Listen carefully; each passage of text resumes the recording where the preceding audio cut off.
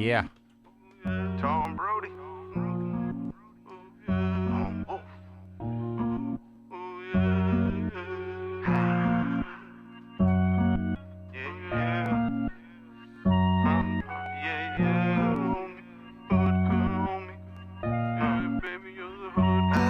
Screaming, cheers to the real. Good vibes only. Putting in work and recipes to all the homies. Yeah, money was the motive. Hood couldn't hold me. 100K made man suckers looking phony. Peace. What's going down, my people? Tom Brody in the house. Tom Brody.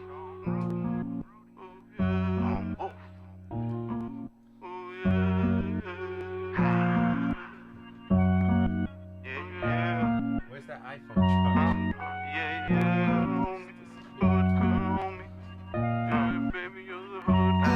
Screaming, cheers to the real. Good vibes only. Putting in work and recipes to all the homies. Yeah, money was the motive. Peace. What's going down, my people? We are back at it. I am Mr. Tom Brody, the original Lone Wolf. This is the Cheers of the Real podcast. And I'm Bateria, son of Spock Jedi. Part 3 with my man Tom Brody. Episode 9. We in here. We back at it. So here we go. I got my co-host.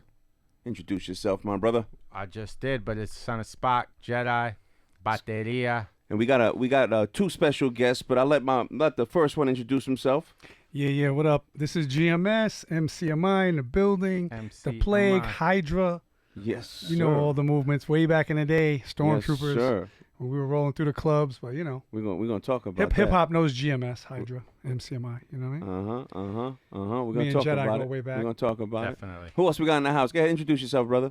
Yo, what up? This is Sean Obasi, Seal the deal. Wing Chun man, underground fighter. The original You know, I'm just up in here, just chilling. Yep. Good vibes, good vibes. So just to put your people on, you know, Cheers of the Real platform is pretty much dedicated to people doing art, music, culture, educating, informing, delegating, you know, conversating with good people, like-minded.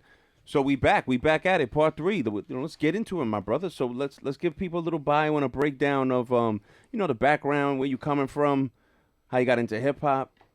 No doubt. Well, I mean, a lot of the people that you had on the show today, AL and et cetera, and Jedi, of course, we go way back from, you know, the early 90s, mid 90s, late 90s. Mid right? 90s, yeah. For you and me, mid 90s. Yeah, mid 90s.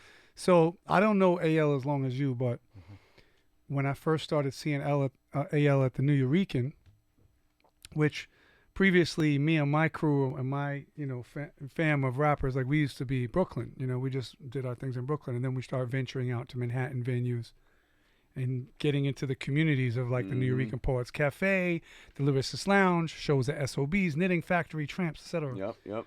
So, you know, we started meeting AL and you Jedi in the ciphers, and then AL was like, no, we know each other. We go back. I said, oh yeah, you look familiar.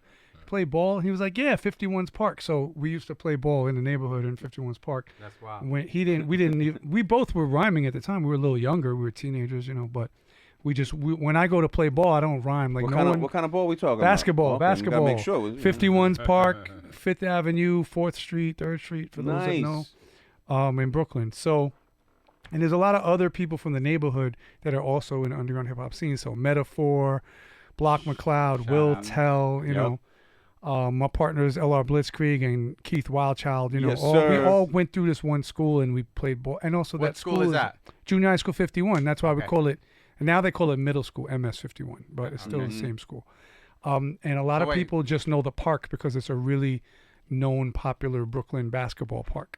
Yeah, no, to this day, they still ball out. You know, yeah, just like, you know, certain places like the Rucker, West 4th Street, there's different courts that a lot of people know and meet there. So people come from all over and play ball. That's a good fact. See, you coming up here, I didn't know you was like balling out like that. Yeah, I mean, I'm not saying like I'm not saying you're crossing people over. I was good for the street, you know, I was a good street baller. I will tell you though, because it's funny, I went to Brooklyn College, right? So I thought I was pretty good in the street, you know, street ball. Right. And when I went to high school, I went to John Jay High School, shout out 7th Avenue. Hey. You know, I was on the JV team, and as we'll get into later in the interview, I ended up dropping out of high school. But before I did, I was a freshman. No, I came in the 10th grade because I stayed in 9th grade in my middle school. So when I came in the 10th grade, I joined the JV team. I wasn't going to try to go for varsity because those are like seniors and juniors, and I figured I wasn't good enough yet. But I was like, maybe I'll pay dues, and then I'll be able to play varsity if I get. Yeah. If I pay dues, by 12th grade. But I ended up dropping out. So a lot of opportunities, not only was dropping out, not only did it cause me other problems, but I ended up never getting to play real ball. Yeah, but on the man. JV team, I'm being mad humble right now. I was not the best ball player. Now, keep in mind, I'm 15, 16, from when I was younger. Mm-hmm. I was third string on the team, I would say.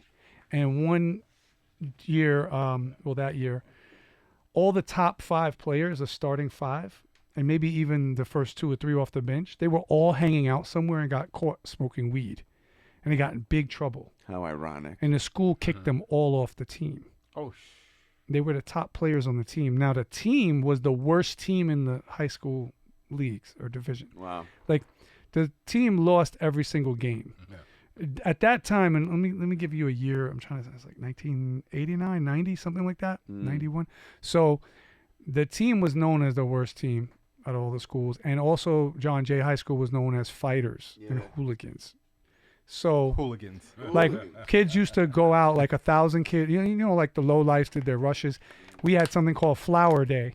If anyone went to John Jay, you're laughing right now, remembering this. It was so stupid, immature kids, And, of course, I'm a teacher now, so my students are going to listen to this and be like, oh, you used to act up in school, Mr. Bursky. I didn't do this, but something the school would do, the kids would do, they would be like, oh, it's Flower Day on such and such a date. What's Flower Day? We all just leave school abruptly at like 12 noon, walk down 7th Avenue, go into any store like Korean bodega that sells flowers, an actual flower shop, anywhere there's flowers. We just do a rush. We just walk in and take all the flowers. I mean, all the plants and flowers out of the store. I mean, thousands of kids, like a polo rush, but flowers. And then they would walk around the neighborhood and they would go and give flowers to people. Is that where the phrase "let's give you your flowers"? I don't know. I don't think so. Nice point. I don't think so, but that is a I good one. don't think so. But yeah, then guys would go give What up, flowers Kimba? to the girls they had crushes on, and they would give flowers to the teachers, and they would just walk in the street and like rap to girls, oh, here's a flower. here's a flower. And they would have mad flowers all in their clothing to show like I'm a tough, cool hooligan. I stole these stole flowers. flowers, So but I they gave put them the back. flowers all in their clothing and like hippies like walk around like, yeah, what, Flower Day. It's just a funny tradition. But anyway, so when all those kids got kicked off the team, and they were the top players, right? And they were pretty good. But again, we lost every game because individually those players, they had skills. They could shoot, they could pass, they could score, right? They could jump high, they could run fast. What they couldn't do, I should say we, but I'm talking about the varsity team, not even the JV team. What they couldn't do was work as a team. They could not play as a team. They argued with each other. Yeah, team Somebody sports. missed a layup, they would call them out. They were like, yo, you puss. They were like, yo, you fucking missed that. They would and there would be fights. We would be fighting with our own people in the middle of the game, and the ref would be like, you're not even fighting the other went through team. that. You're fighting your own players. And then because the team lost every game, it wasn't about the game or the score. It was about showing off. So, taking a wild half-court shot, trying to get it in, or doing some fancy layup through traffic when you know you should have dished it out. Someone was waiting right there for the easy shot, but you wanted, look behind the back, right? And then once you got your jollies off, starting a fight and then getting the game tossed out. So if we went to an away game, and there's tough schools in Brooklyn. We would go to Erasmus Hall, Boys and Girls High. Like, these schools were tough. Sarah J. Hall was the school I attended. But we were That was like, our special but ed our school was like, but we're John Jay. We're supposed to be Right. tough too. So, and everyone had those reputations. So they would know, oh, John Jay's coming. It's going to be a fight. Like, they would know, and we would know. And so it would be like half of a game, and then bottles thrown on the court, and a little bit of fist fighting, and then gets broken up, and then disqualified, and then everyone goes home. So that was like every game. That was So I wasn't in a great environment to Was like that like the develop beginning basketball of your- skills. Yeah. But in the street, though, I was really into it. And even after I left school, and got into college and stuff, I got better and better at street ball. And then I went to Brooklyn College, and I was like, oh, they have a Division I basketball team. Yes, I they said, do. They had open tryouts. The college You made it? Is that what you No, did? no, Open? no, no. But I did go to the tryout, but I didn't make it. But that's where I recognized like my physical limitations, That's what poised you to rap. Listen, Right. I'll be Exactly. honest. And then I was even- like, I'm going to be a rapper, and I'm not going to be a ball player. not everyone is But I built love basketball. to I'm not go on that level. away to schools, he knows. Like I had an opportunity, but as a 18, 19-year-old, you're going away to school. Some people aren't built for it. A lot of distractions, like a lot of distractions. Right. So for you to be able to micromanage the labyrinth of distractions, Right. you are talented within itself. So how old were you? What, when I went to Brooklyn College? No, when you started MCing. Oh, I started MCing as a little kid. Okay. What's a little kid? So in my song that's going to come out in like 2 months, I say, I heard Rappers Delight at age 7, memorized super rhymes at age 9, wrote my own lines, let's say 11. It wasn't a gift then from heaven, but pretty soon I became known as GMan, the myth, the legend. Or GMan, the enforcer. Of course, it was a couple of years after my mom and pop's divorce.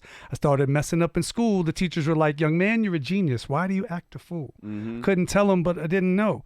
In the park after school, me and Wild Child was spitting flows, thinking on ways of getting dough. His pops taught him how to do magic tricks. We started getting shows. I would juggle that kept us out of trouble. Soon we were rocking $150 kicks without having to struggle. And all our friends on the block were either working for $4.25 an hour or they were selling rock. You know what I mean? 425. So, That's by minimum the way, wage. yeah, back that dates me to when was it $4.25 an hour? That's when I was like 13, 14. So, No doubt. No yeah. doubt. So that's when I started rhyming. Like, and I think when I was 7 and I heard super rhymes, I had a babysitter. My parents hired this kid from the neighborhood to babysit, and when they would go out, so he came over and he was a Puerto Rican kid, about 17. He had a boom box. His name was Cucho. Nice. And he would bring the boom box and put it down, and then he would be hanging with me babysitting, right? And he would just play this song over and over. And I remember it, and he had the real version, not the radio version. I've never heard. I can't find it now. Like when you hear it says, hotel, motel, Holiday Inn. If your girl starts acting up, what's the next I'll line? just bang her friend. Then you take her friend. Yeah. No, it's then you F her Yeah, but I friend. wasn't going to say that. But I can't find that now, the one with the actual F on there. okay. But anyway, I used to play that, and I ended up memorizing Well, if you it. have the cassette, you could find it. Oh, that's why. Okay. Yeah, well, he had the cassette, obviously. He had the boombox. So I memorized that song for That's him why babysitting cassettes are me. important. Yup. And then I went to summer camp, and in summer camp there was a really cool counselor, and he was like, he was into hip hop. Now I didn't know these were the first records coming out, like the first 2-3 records, right? Like Planet Rock, Soul Sonic Force, Rapper's Delight. I didn't know. I just thought, some music. I'm barely first listening to music that my parents didn't put on, like my own music or what the kids listen to. Right. So I'm like 8 or 9, and I'm in camp, and this counselor, he's really into super rhymes, right? So he says, if any of you kids can memorize this whole song, you have to sit the whole verse front to back. Remember, it's like an 11-minute song, super rhyme, and super rhyme. Yeah. Then I will buy pizza for the whole bunk. There was like 12 kids in the cabin, right? So I already knew the whole song. I had memorized it already. Motivation. And he gave us like a few days to listen to it over and over. And I was like, no, I got this. And some kids tried and they did like 4 to 8 bars and then they messed up, you know? And then here I am, this little white kid. By the way, I look like Anakin from when he was young, when he was in slavery driving the speeders, right? So I had the little blonde haircut and everything. I was wearing karate suits walking around. So I really looked like a Jedi. It's funny. And I said the whole rap, and then we got the pizza, and I was the bunk's hero. Oh, we got the pizza. Graham said the rap. You know, that's interesting you say that, not to this cut is you before off. I ever wrote a rhyme, but I was getting into hip hop. But the fact that you started to rap and you got recognition for it, that gave you like, oh, wait, I could be good at this. That's a good point. And you know, I could relate to that because for me, like when I started at 10, but I didn't get serious till like high school. And with Mindbender and Spec and Spectrum and now Tom Brody. But like, and Steel sharpen steel. Yeah, no, what happened was I didn't get like one thing that hip hop did for me was that it kept me out of trouble. Because when everybody was like, a lot of people. Yeah, and not only that, I wasn't a punk, but I also wasn't a tough kid. Right. You know what I mean? Like he knows I'm not a punk, but he also, but I wasn't a tough kid. Like I'll be beefing with people. Right. But hip hop got me in a way where it was like, yo, that's Jedi. Don't mess with him. He's nice. So it gave you a rep. Well, it gave me a rep. It gave me a rep, and it gave me that like, oh, this is my superpower. This is my cool thing. Yeah, yeah. Superpower, which is what I got from what you just said. That's Back to the superpower. That's your superpower. Yeah. But when we got serious, like I said in the rhyme, me and Wild Child, and we became friends in elementary school, like age 9, and Blitzkrieg was like 5 in second grade or something at the time, first or second grade. So we formed a little duo, and one of us would beatbox and the other one would rap, and then we would switch off when it was What was the name of the duo? Nice. We're not ashamed of this. We always talk about our old names. I know. There we go. Our group was called the Deaf Duo. That's pretty cool. Duo. Now, Okay. when we became 12 years old, we were in middle school 51, right? Junior high 51. There was a teacher that did a contest. She said, I'm going to do a hip-hop contest. Cool teachers. And then I became, but anyway, getting ahead of myself. So this teacher was like, we're going to have a rap and beatbox contest. And she gave prizes and everything. And just at lunchtime in a club in her room, you know? So there was a few kids who could rap in the school, you know, and we knew each other and we liked each other and we were nice. There was no beef. And it was a really good beatboxing kid. I can't remember his name right now. I got to ask Wild Child what his name was. So 5 groups performed. One of them was me and Wild Child, the Deaf Duo. But of course, he like wasn't a Wild hip-hop Child school. and I wasn't GMS at Where the your time. teachers are like, yo, you got to learn this song. We had other names, right? And these are the type of names that we joke about. You hear your old school name, right? So I'm going to spill the beans right now. Hopefully they're listening too, because I told them to check out the podcast. So Wild Child's name was Keithy B. Nice. His first name is Nice. Keith, right? Keith Wild Child. Yeah. That's And, how you know, Spoonie G, Schoolie D, Keithy B. course. Like, it's just Okay. like that type of name from the old school. Yeah. Me, I was G Ski, but it was SKI. My last name has a ski in it, Sabursky, right? It was G Ski. And it was just something that I think Wild Child and Blitz. Those Dad are not used to names say to be G. ashamed of, my Yeah. friend. And they used to tag and write the G with the angles and everything, and then put ski and all, you know, whatever. Get fancy schmancy. Yeah. Nice. But then later I changed it to GMan. I felt like I'm a man. So now I'm like 12, 13. So I'm like, nah, I'm not just little kid stuff. G-ski. I'm G-man, you know? But my voice is like this. I'm G-man. Because I was like 12, right? But then it became G-Man the Mad Strangler. Well, wait. First it was G-Man the Enforcer because me and Wild Child did a demo tape at age 12. And we sent it in to Sony Records and Columbia and different places, right? Okay. So we were trying to get a little kid got record that, deal. You got that list of all the addresses? Yep, we had manila envelopes with the sticker on Nice. it. Yo, with the, and a cassette and then a bio and photos, and we sent it off. So what happened is, we didn't get signed, but a label said, "You guys are good. We like you keep sending us stuff." And so they were stringing us on. We kept sending them another song, and then we were reading like Word Up or Rap Something magazine, one of those fanzines, not the Source, but those other ones. Right. And it was like page 14. We're like, what? And there's a group called the Deaf Duo. No lie, they stole our name. Yeah. And it was they it were wasn't like, a white and black Keep group sending us stuff. We're gonna because Wild steal Child's black and I'm white, and we like had that salt and pepper thing. But it was a very, very light skin, lighter than Drake guy, and then a dark skin guy, and they were called the Deaf Duo. And I was like, dude, they stole our group name. But we That's changed our crazy. name Yeah. after that. you And know. then the Crazy. label was who was the label that put it Columbia. out? So they stole you.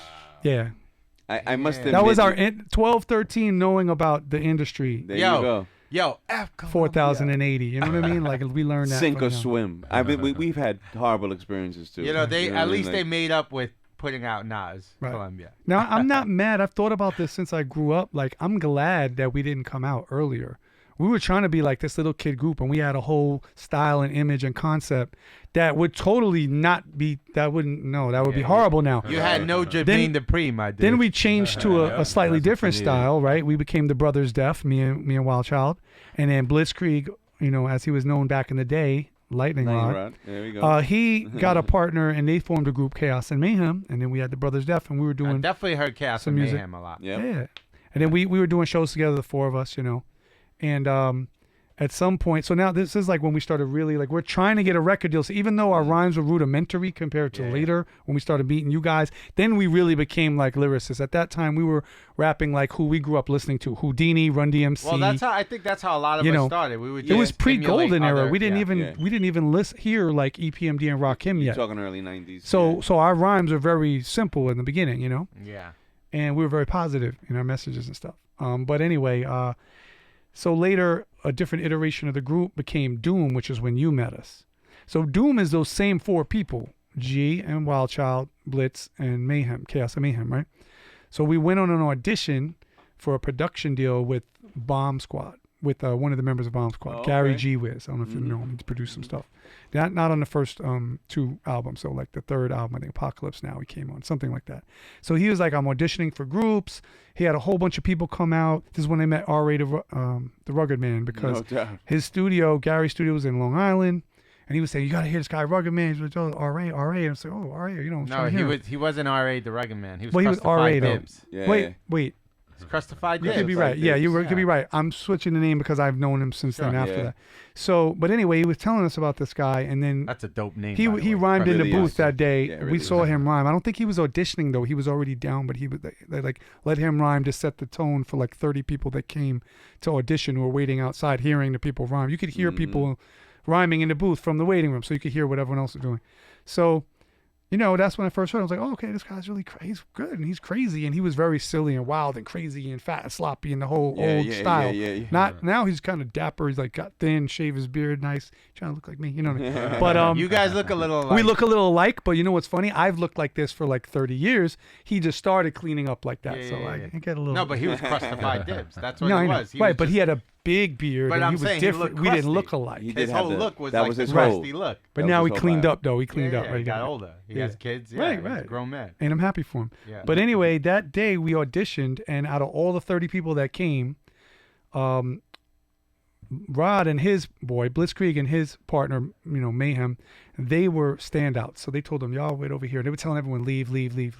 And then me and Wild Child both went in at different times, and we signed up. Yeah, we're here to audition.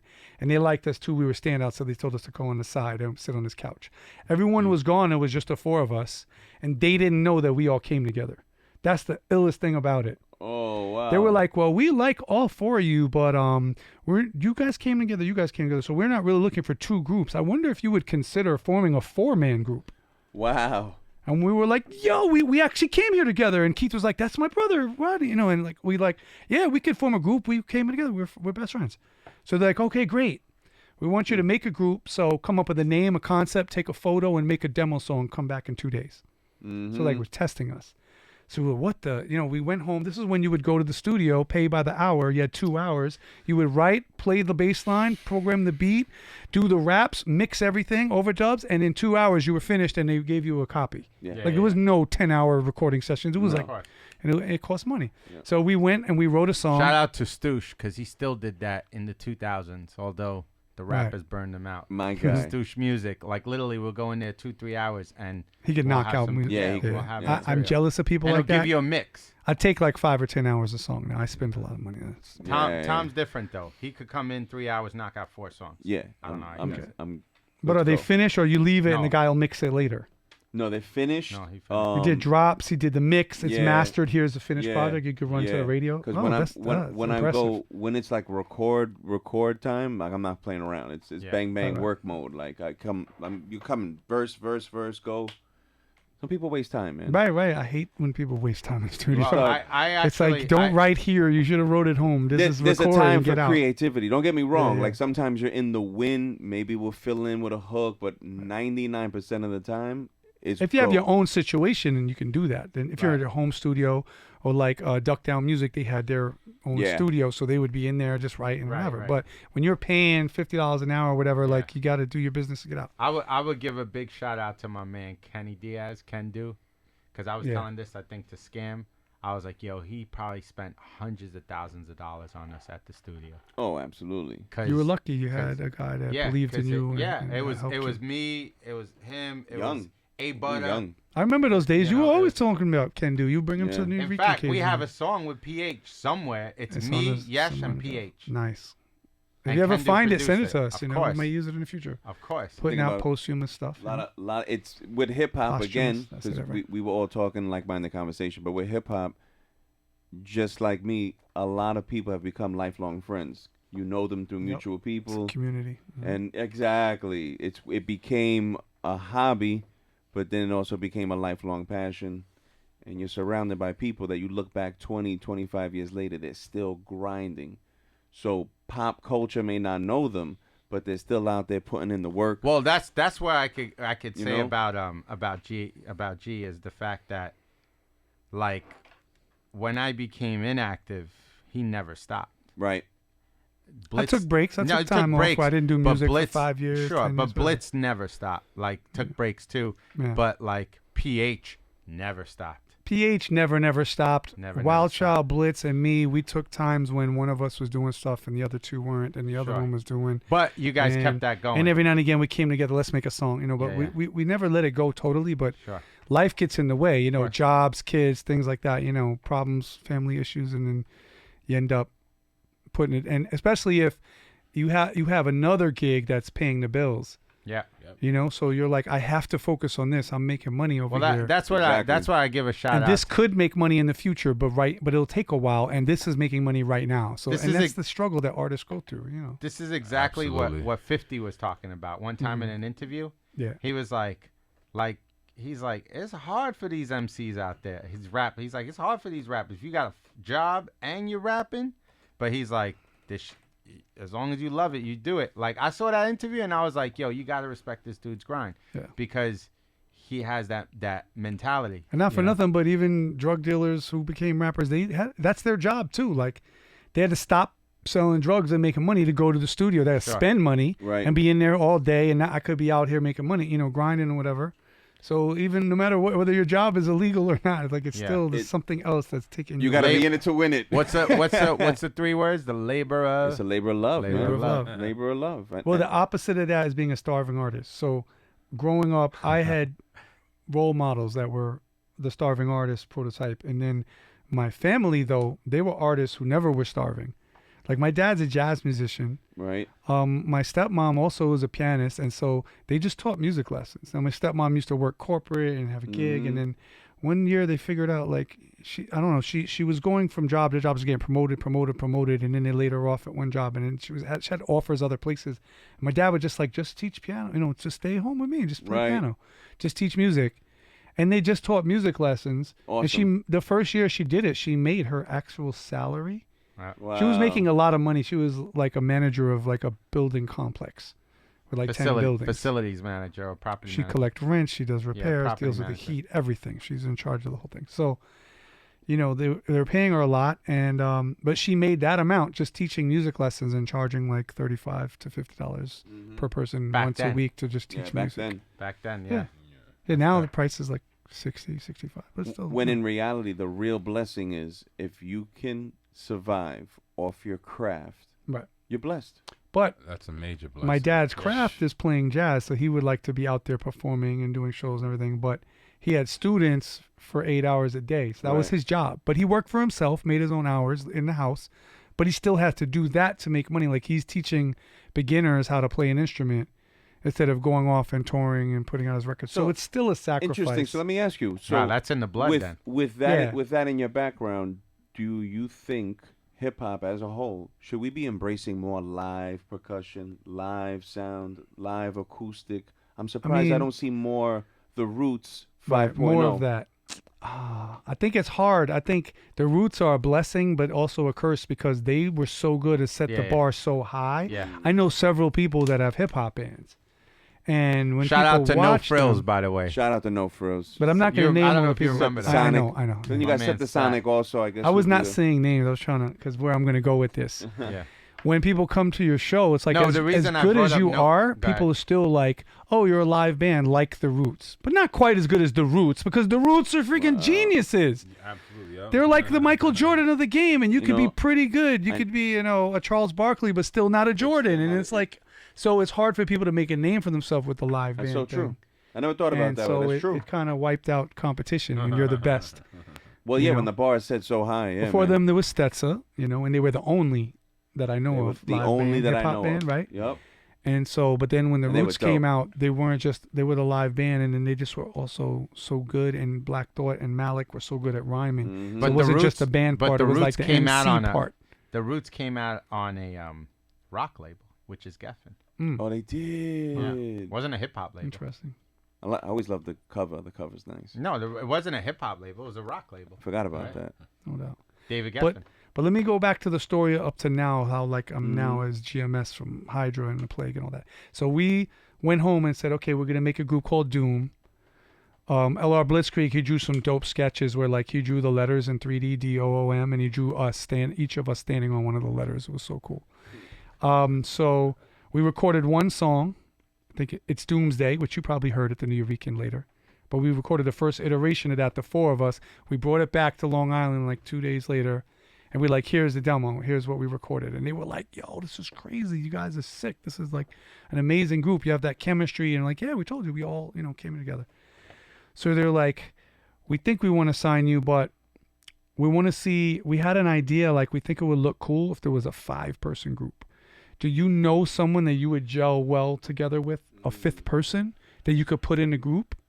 And we're like, yeah, we have this guy, we run with him, in the crew. His name is Crip.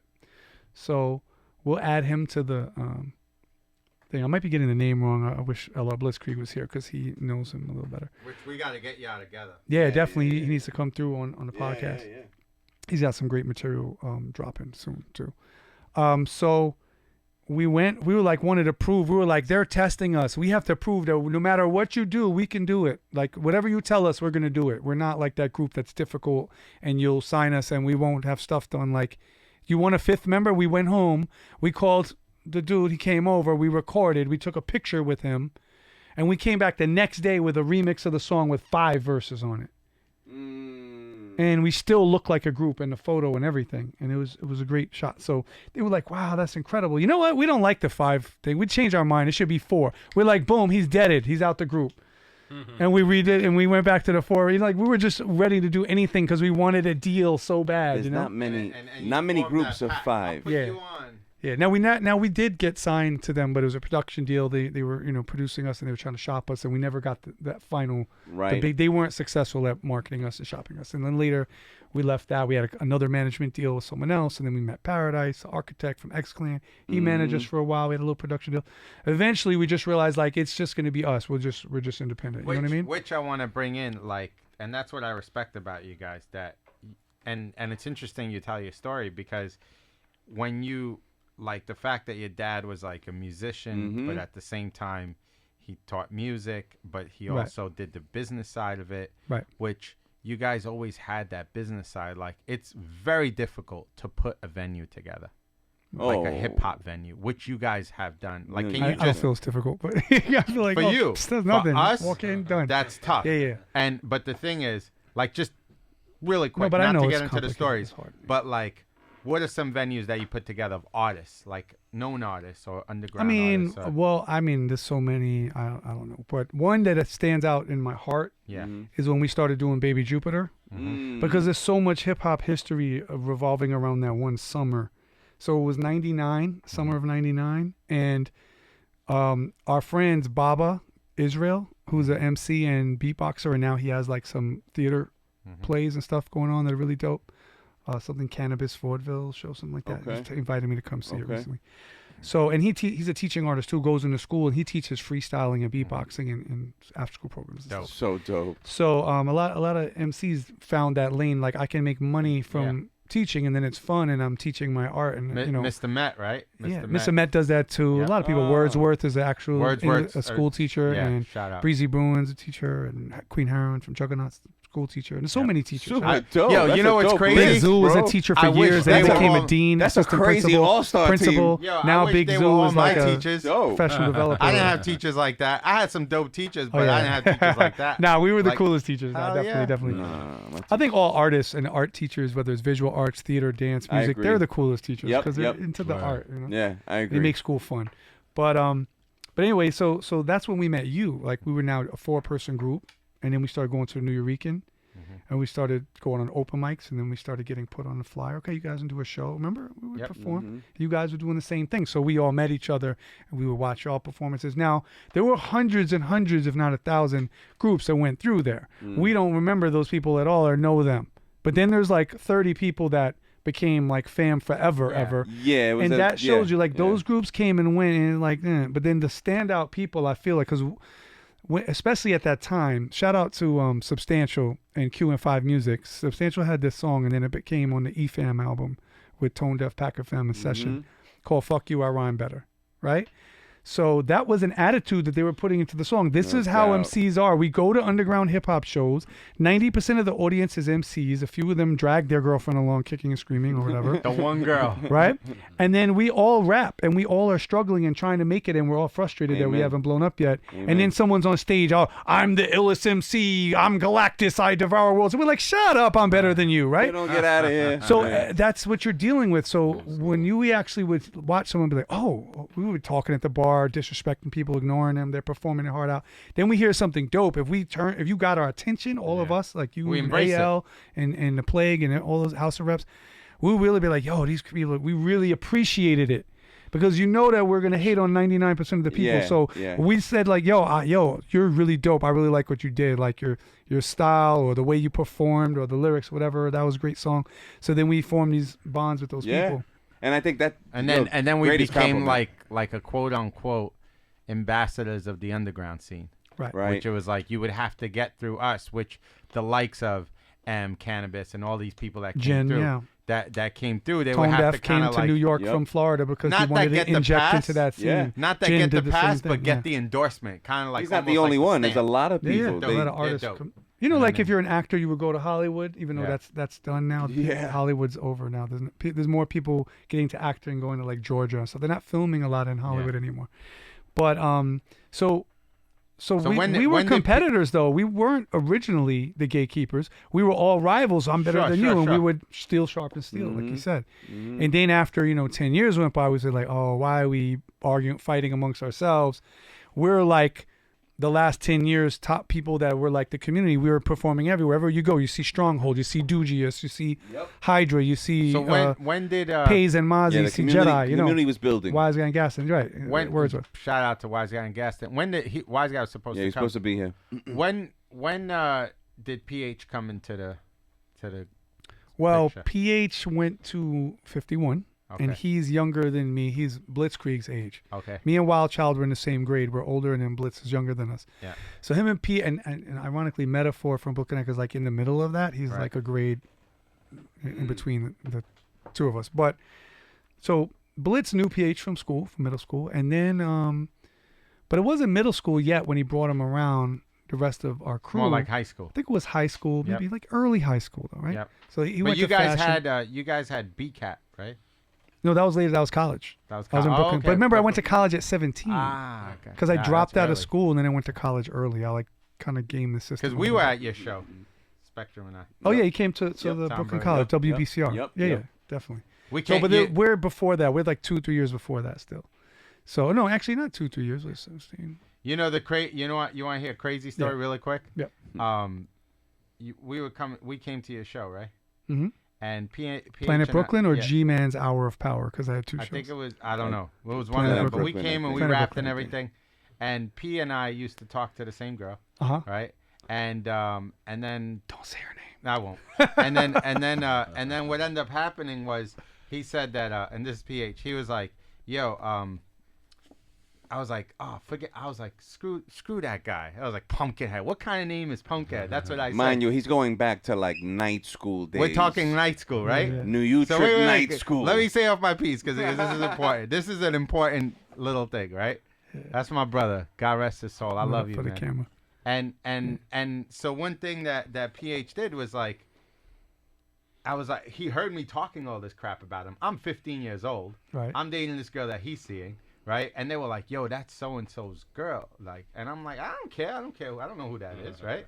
And then next thing you know, we get invited to your show, right? And We he's come there. up. He's there. Yo, No, but he classic. respects us because he's seen us rap together. Like, Okay. like, and- Yeah. and then he was like, yo, and by the way, like when we're walking down, remember we were walking down this long escalator, Mhm. and he was like, yo, by the way, is your name Marcel? Oh, Like my government, right? Yeah, yeah. Government Like, came out. Like, and I was like, Did you I used was to like, talk to someone? no, it wasn't used to. It was that Oh, at it was that going time. on, yeah. It was going on. I remember that. And Spec had my back because I was way smaller, and Spec, you didn't even know this was happening. You were Nah, there, yeah. right? And you know what PH said? He's like, "You're so small, I can't even hit you," right? And then we became like super cool after that. That's fun. And but nobody knows that story, right? So That's it's like, awesome, man. yeah. I have that stories from that Did radio we- show, so that's did we another one. upload now I got. images or something? Yeah, I got some images. Yeah. So Dave, I'm gonna tell them what to play, what to put okay. up, in a little bit. But so this is my current project, the video that I have out now. Just to complete that cycle. So when did PH come into the crew? So at one point we had a show on Fifth Avenue, and Blitz, like right before that, had introduced us to PH, and we came to Wild Child's house. He had a apartment on I think Sterling or something like that, 5th and 6th, and we put on the boombox and we were ciphering over beats like Biggie Small, Unbelievable, and Craig Mack, boom, boom, right, Flavor in Year, that kind of stuff, right, and Come Clean, right. That was so the freestyle beat of those all are the beats that year, right? So we bonded with him. We thought he was really dope and nice, and and he liked us, and we were like, "Yo, do you want to be in the crew?" So he started rolling with us. So we did this show on Fifth Avenue, and there's a photo of it. It might be in the book. I don't know, but it's a famous. I mean, not famous photo, but amongst the crew and the fam, everyone has seen this picture. So let the people know there is a book that he's referencing to that. I'm seeing if it's a picture. But I don't think so. Grab yourself a copy. What's funny about this picture is PH looks crazy young. He's thin. Blitzkrieg has little short dreads up to here, right? And now he's got these huge locks, right? So I have a beard, a ponytail, a baseball hat on. I look exactly how I look right now, just with a ponytail. I look the same. So they were like, gee, you were always old. Like we were in high school and in middle school, and you were always like the old man. And it's just funny. Because I grew a beard at 16, so I started looking old at a young age. But that was the first time we ever performed. It was me, Blitz, and him, and this guy named Soul Man. I don't know if you know him. Fifth Avenue in Sterling. It was like a little street fair. Okay. And they had a truck with a stage and mics. I wish I was And we there. went up and we rocked for the people in the street. Dope. And and I'm so happy that we have that one photo, though, because when I look at the photo, like I start to remember everything, how it was. That's how it works. Because your memories fade. You need to look at pictures. Listen, dementia's a real thing. So, yeah. And then shortly after a couple years of running around as Doom, and even the name Doom, by the way, I skipped over a part. This has to do with the plague. So before we went on that audition, the crew was called Doom, and it was mostly friends of Blitzkrieg, and he went to high school with his partner Mayhem, right? And Does Mayhem, he still raps or no? I don't know what he's doing now, but he did give it up for like a good 10 years, and we ran into him and he said, "Oh, maybe I'll do a song here and there," Yeah. But he felt bad, like, you guys are still doing. I fell off. I don't rhyme no more. Of course. Once we broke up, like he did some other stuff with another group for a while, some solo stuff, but then it fizzled out. But same thing I said before. He got a girl. They had a kid. He got to get a job, and then you put your music. Yeah, of course. Right. Of course. So when they asked us to make a 4-man group, we're like, what should we call it? What should we call it? And Blitz liked the idea that there was 4 letters in Doom, I think. Mm-hmm. And he was like, I don't know, maybe we use Doom, but that's the crew name. There's like 16 of us in the crew, Abasi, Mad Son, War, Jermaine Hightower, these are all true indeed people in the crew. True indeed. Yeah, and so he went and asked his high school friends, that side of the crew, because the other part of the group was like Pumpkinhead and me and his brother. Yo, we might get on, they're gonna produce us and maybe we'll get a record deal, and we really like Doom for the group name. Are y'all cool with that? We'll make another crew name for the crew.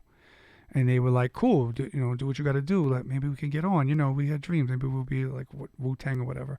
How they like all came together. This was pre-Wu-Tang. This was before they came out. But, like... Mike, you could throw on anything else he has. Yeah. So, throw up something and then I'll talk about it. But don't throw up the kids yet. That's later. So we took the name, we called the group Doom, and then we kept running with that. So we needed a name for the crew, so we talked about a couple different things, and what stuck, and Blitzkrieg came up with it, is the Plague.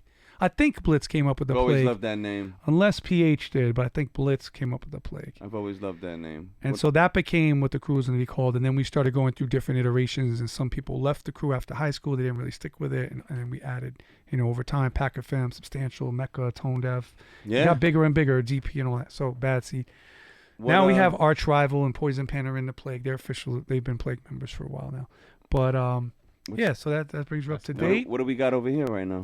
So what you're looking at, I think this is a screenshot. This is not the actual video, right? No, it is a video. Don't play it yet.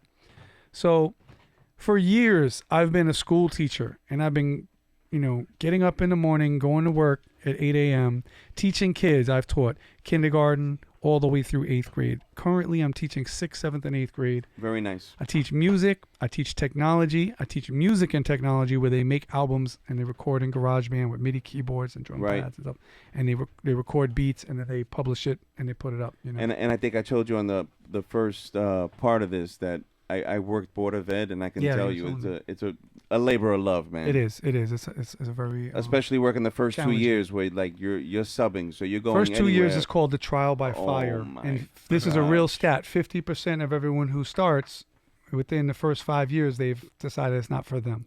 So when you get to your 5th year, there's 50% of the people who originally started. The first year, they had me in every hood, you name it. I went from Brownsville to East New York, back to Staten Island, back to Harlem. I was like, can you just get me a steady spot? Oh, because you were subbing. Yeah, I subbed for a little while, and then and then I got a spot. But so this video, I always kept my music. See, you remember Jedi, what I rapped about on my style. We were on a vibe of like we are insane. We are Bellevue refugees. We escaped from prison for the criminally insane. We would wear straight jackets, in shows and stuff. It was like we were like just being like we're crazy. So that's why I had the name the Mad Strangler. Right. So Mayhem was the arsonist. So we all had an ill name like that, something that. So so we would say shocking, crazy stuff. And later, when Eminem came out, he took that style and ran with it. He did it really well. Yeah, he did. And after he did it for many years and established it, me personally, I think all of us did. We outgrew that style. Like, all right, it's not always going to be like, look how sick and crazy I am every second. What if I want to say something about my life? What if I want to tell a story? That's right. What if I want to rap to a girl in a record? I can't always be a Charles Manson-looking guy with hair and looking like a homeless man and be like, I'm sick, I'm so crazy. So there I locked this and guy up already. Yeah. Punchlines, yeah. Where's Bellevue? So I couldn't play any of that music for my students. You understand? So my teaching world, I had this community, parents, staff, administrators, children, and then I had my hip hop community with you guys. So you found a way completely to merge. separate. Daredevil, Matt Murdock. Like it was two worlds. And then when I became a club promoter too, I'm in the club till like 5 a.m, and then I get 1 hour sleep, take a shower, drink a bunch of coffee, go to work, teach kids all day, get out of work, send emails, hand out flyers. Listen. Do something, take a shower, go out and promote and do clubs. Now, till anyone 5 hearing that, if you're going to question someone's character and heart, you got to understand. Listen to that, man, at the end of the day. Because I never stopped doing music. I swore when I started working as a teacher, I said, when I have a serious gig, because, I work little BS. I worked for UPS. I worked in offices, part-time when you're a kid. But then when I started really working and to support myself, of course, life. I said, I will not become one of those people that just says all day and night in the school and does nothing else and comes home and it's just all about the school and they're just a teacher, that's it. Like, I have to still do my art. I'm a musician. Definitely. I do martial arts. I do different things, and I'm going to live my life. You play piano? Yes. You teach piano? Yes. You play guitar? I play a little guitar, but I don't teach guitar. So you teach I have piano. taught beginner guitar, but you teach piano. I teach piano though, and I teach flute and all woodwinds. Dope. Clarinet, saxophone, trumpet, trombone, and martial arts, because we're trying to cover a lot. Right. But martial arts, where my man Sean Obasi is, and that's where too. I first met him. Yeah. So martial arts, what style? I do two main styles. Under who? Right. And so my Sifu is named Carl Albright, Sifu Carl Albright, aka the Bed-Stuy Sifu. It has to work in Brooklyn. That's his motto. No, but who's he the dad of? Oh yeah, he's Wild Child and Blitzkrieg's dad. So wow. The reason why I became one of his disciples is totally by chance and by luck. As a little kid, my parents said, go take karate, go take taekwondo, take judo. I did some stuff until I was around 10. And then I was going to school in Park Slope. My dad had moved, and after my parents' divorce, so he moved to Park Slope. I go to PS 39, and Keith is in my class. So we become a little bit friends. We're not best friends yet, but we know each other. We're cool. We're both a little bit nerdy. We're both real skinny kids. We both like Dungeons and Dragons, hip hop, skateboarding, basketball. So we became friends. So now I would go to his house and we would watch kung fu movies. His dad had this massive kung fu movie collection. And I told him, like, I have a keto class on Thursday at the Y. He was like, you do martial arts? You have to come with us on Saturday. My dad's a kung fu teacher. He teaches kung fu. He's a master. Yeah. I go, really? How's kung fu work? He said, yeah, it's amazing. You got to see it. So he tells his dad, Graham's coming with us. So we go up to Harlem. They had a school in Harlem. The school that we went to that I was studying in is in the movie. The Last Dragon. Yes, with the red paint. Yeah. That's Sure when I enough. started Yeah. studying at that school. That Sure iteration. enough. And so we would ride a train to Harlem. Sifu would bring a metal kwando, right? It's a tall pole weapon, right? And it's metal and it has like an axe at the top for people who are not martial artists. And he'd be standing on the subway like this with this thing that's like a killing, an axe, killing fields weapon. And then people would get on the train and they would just hold it because the poles were metal. So they would think that was one of the poles. Stop And then playing. he would just say nothing. We ride, and then we'd do. Like, oh, is our stop? He go, like, excuse me, miss, excuse me. And she'd be like, what? And he's like trying to pull the pole away. She's like, what was I grabbing? Crazy. And we walk off with this giant weapon. It was funny. But anyway, so I got into Hungar. You asked what style. Hungar, So at the time, Sifu was studying 7-Star Mantis with a great master named Chu Lun. Right, that's my Sigong on the Mantis style. But he wasn't teaching Mantis yet. He had studied Hungar and was, and other things. He studied Wing Chun as well. Yeah. He actually has graduated some Sifus as Wing There's Chun an teachers. black dude that's Hungar, tall guy. What was his name? Obasi. He does Hungar? Hungar. No, he does. What is that? Bakwa? Bagua, Bagua. that's a different. Black Towers. Oh yeah. The Black Tower. Yeah. Novel Bell. Yeah. Novel Bell. So Novel anyway, Bell, yeah. so he Still was around? teaching. Yeah, he is. Yeah. So Albright was teaching Old Hungar, school. and he was really Hungar was like his passion anyway. But then when he found Mantis, he was like, "Oh, this is really what I want," and he started really dedicating him to that. But if someone wanted to learn Mantis, he would say, "Go to Chulun School," because he's still teaching. And in Kung Fu community, unless you get the blessing of the teacher, like it's kind of disrespectful. You're not supposed to open a school in the same borough or Of neighborhood course. as your teacher because you're taking business from him. Like, and he's going to be a better teacher than you at the moment until you become older and become the master. So he would say, go to Chulun. His in Chinatown, he has a school, and he just kept teaching us Hungar. Chulun passed away eventually, and he retired and passed away.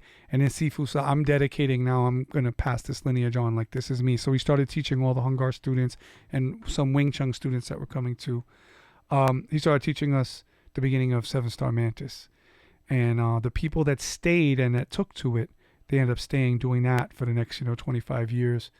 And, but he always would go back to Hungar because Hungar has the training and the rooted stance, and the iron body and iron wire for internal Qigong and all that. So he didn't stop teaching the Hungar, but he started teaching us the 7-Star Mantis. But we spend a little bit of time in horse stance doing the elements and going over the Hungar forms as well. The horse stance. And what he said he realized as a teacher, like, because he had studied a lot of different styles, he's really just interested in learning different styles. When you learn a different style than the main one that you were learning, it's different, it has different concepts, movements, principles, strategies. It's not just moves, it's strategies and theories and concepts. And by studying a different one, you understand the Different style you were perspective. doing better. Because think about it, let's say you're a boxer and then you learn some judo. Judo is not punching at all. It's like you're using leverage and throwing people. You don't throw in boxing, you're not allowed. So it's like such an opposite thing. It could really open your mind as to different forms of fighting in general. Definitely. So he decided to use the Hungar and the Mantis as a yin and yang style. He called it northern southern fist, combined northern southern fist, because the southern style is Hungar. Southern styles are short, rooted, strong, and not fancy. See, and they're like so poor many people layers, in the fields who would just pick up like a garden weapon and just fight because there's a revolution. Like, they're not like, but whereas the northern styles were like what the aristocracy would learn, the princes and the kings and the army, the military would learn it.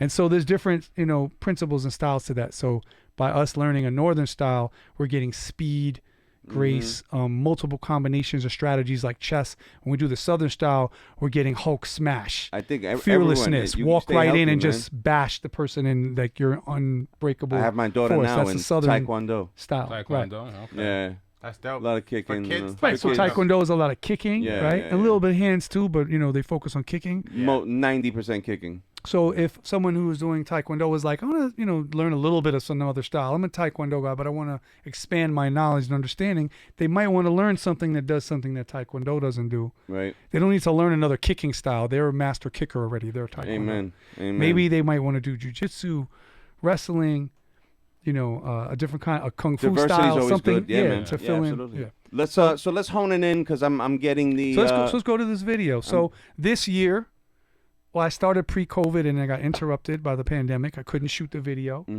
The guy in the video, Bamboo, shout out to him. Lights Out Crew. He was in Maryland. They were on a list. They can't drive to New York. After the pandemic that lifted, we finished the video finally. And I shot it at the school that I work at, Arts and Letters, 305 United. Shout out to them. I started the video off with a scene from our website to shout out PH. I always shout them out in all my videos. Nice. And this is where I bridge those two worlds. I said, this is the year That's dope. my teaching family is going to know that I rap. And my hip-hop family is going to know that I teach. Nice. And Is this and an I actual really video? do this. Play the video. This is the song, Teacher.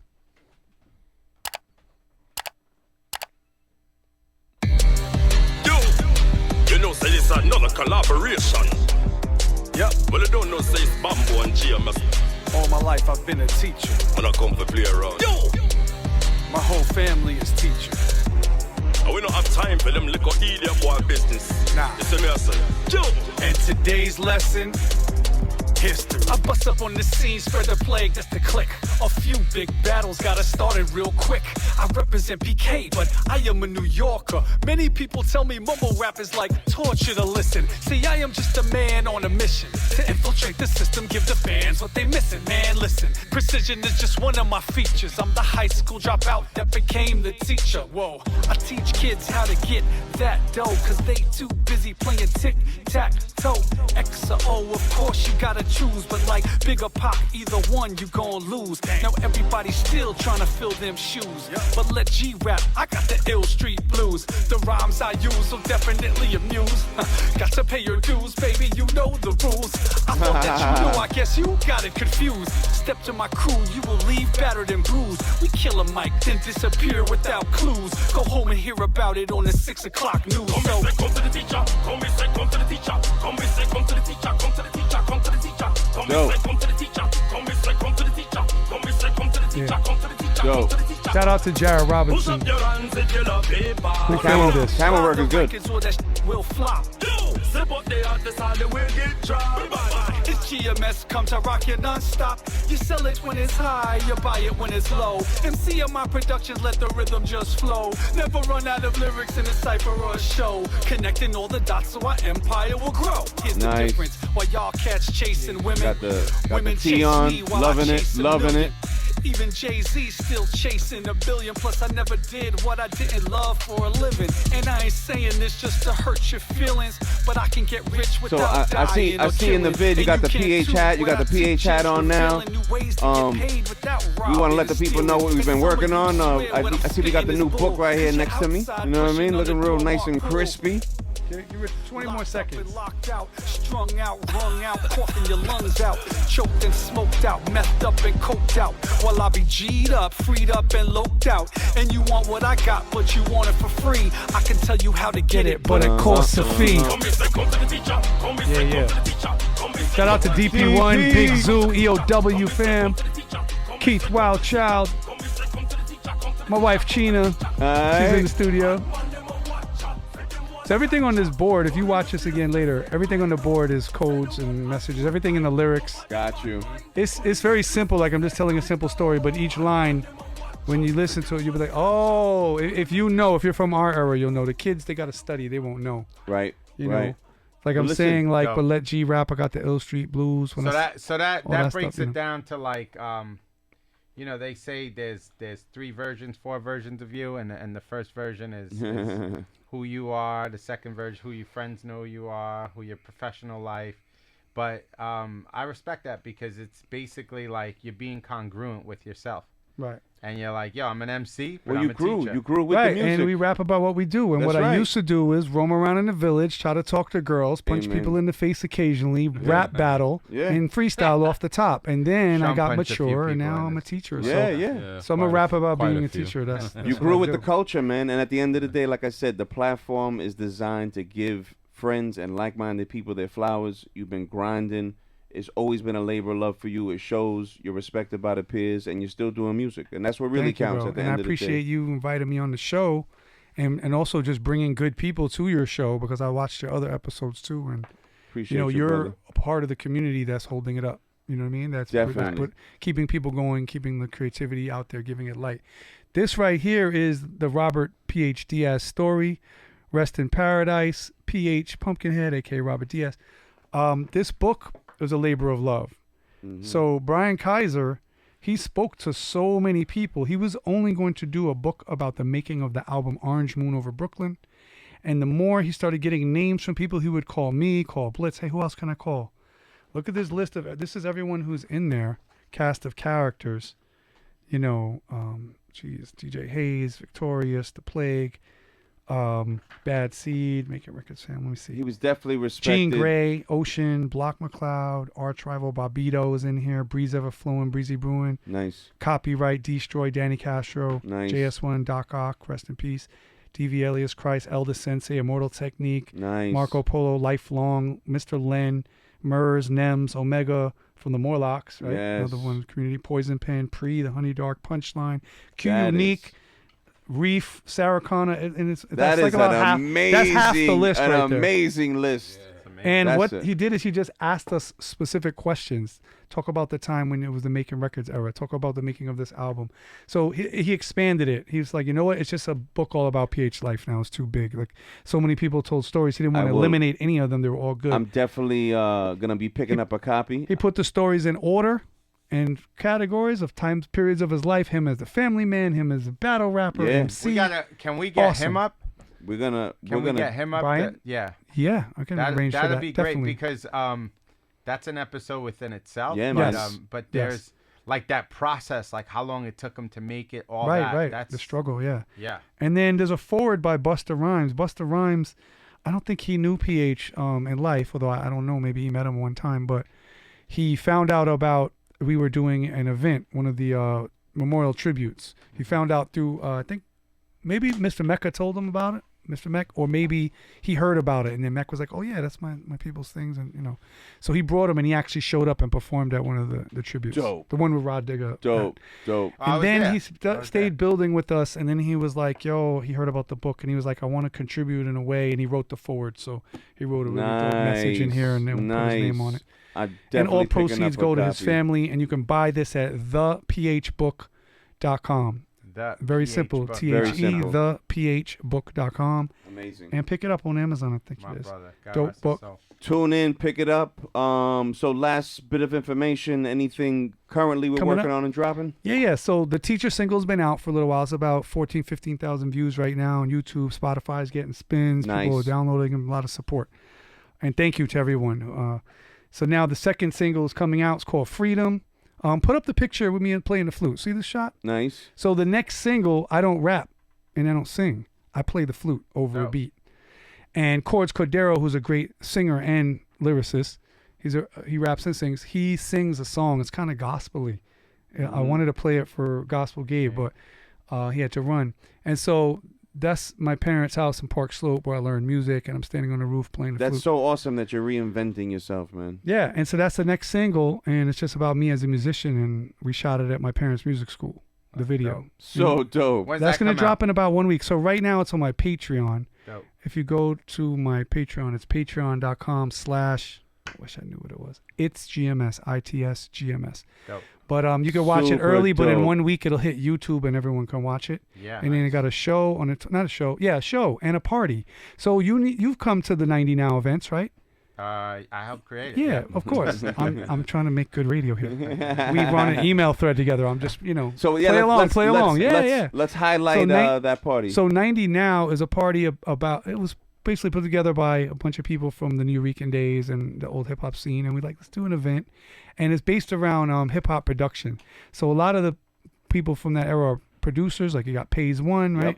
Yep. Myself. And so we come and set up our machines and we play beats. So there's a DJ that plays some just music, classics, hip hop, whatever. And then we have beat sets for like half an hour to an hour where there's just a producer just going in on their MPC. So if you're an MC jamming live. and you listen to this, There's a and mic you're in out. the area. There's a mic out, open. Like we don't announce it or anything. There's just a mic there, and What's- people feel the urge to what's the just walk date, from the bar and they location? go rap.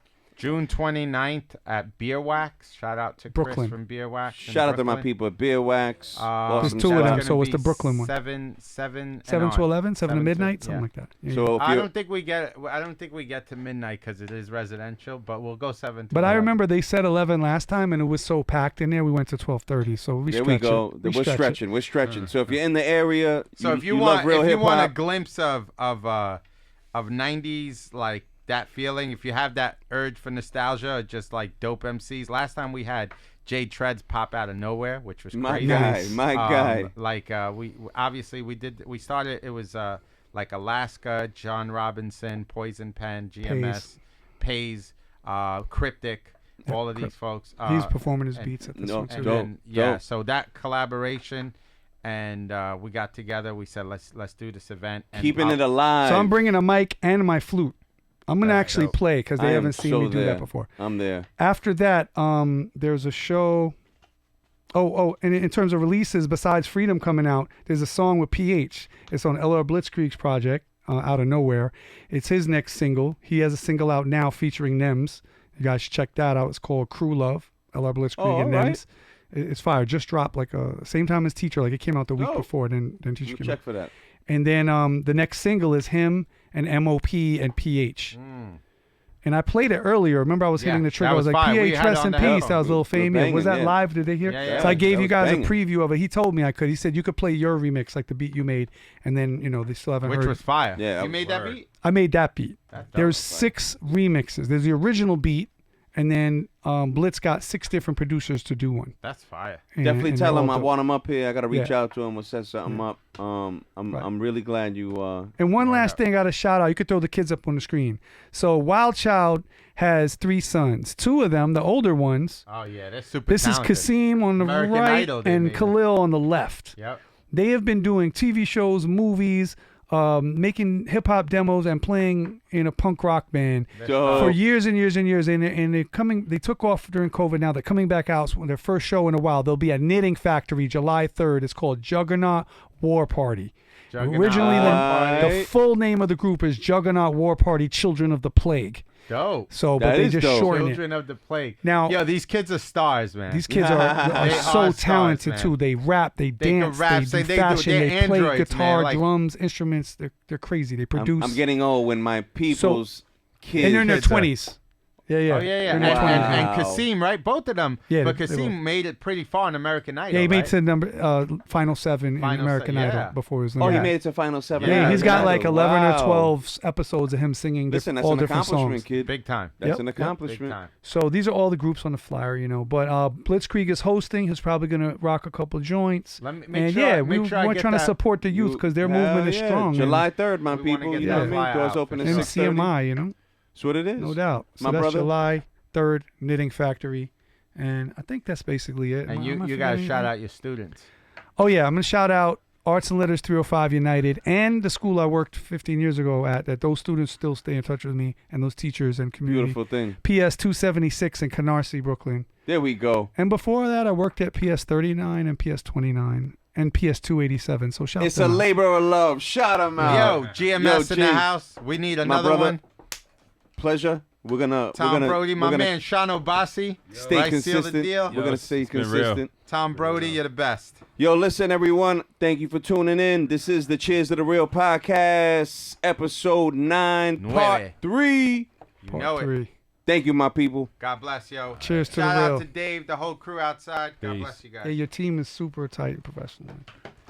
Yo, this is Yeah, yeah. that was work. Yo.